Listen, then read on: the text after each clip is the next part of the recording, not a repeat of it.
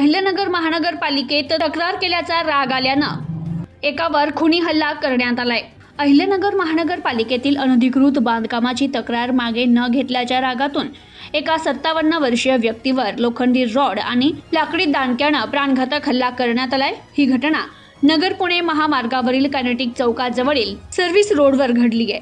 तर या प्रकरणी कोतवाली पोलीस ठाण्यात तिघांविरुद्ध गुन्हा दाखल करण्यात आलाय। या प्रकरणी प्रमोद कुलकर्णी यांनी दिलेल्या फिर्यादीनुसार आरोपी दीपक खैरे यानं बांधलेल्या अनधिकृत पत्रा शेड विरोधात कुलकर्णी यांनी गेल्या वर्षी महानगरपालिकेत तक्रार केली होती।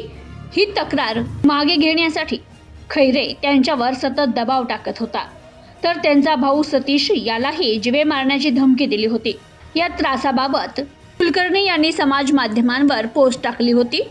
याचा राग आरोपीच्या मनात होता। 5 एप्रिल रोजी रात्री 9:15च्या सुमारास कुलकर्णी हे आपल्या दुचाकीवरून घरी जात असताना दीपक खैरे याच्या सांगण्यावरून त्याचा मुलगा कृष्णा दीपक खैरे आणि त्याच्या 2 अनोळखी साथीदारांनी कुलकर्णी यांना गाठलं। यावेळी आरोपींनी लोखंडी रॉड आणि लाकडी दांडक्यानं त्यांना बेदम मारहाण केली। यात कुलकर्णी गंभीर जखमी झाले असून त्यांच्यावर पुण्यातील संचेती रुग्णालय आणि अहिल्यानगरमधील पॅसिफिक रुग्णालयात उपचार सुरू आहे। घटनेची माहिती मिळताच उपविभागीय पोलीस अधिकारी दिलीप टिपरसे आणि पोलीस निरीक्षक संभाजी गायकवाड यांनी घटना ठिकाणी भेट दिली। या प्रकरणाचा पुढील तपास पोलीस उपनिरीक्षक प्रवीण पाटील हे करतायत। प्रतिनिधी शफी सय्यद, न्यूज टुडे 24, अहिल्यानगर।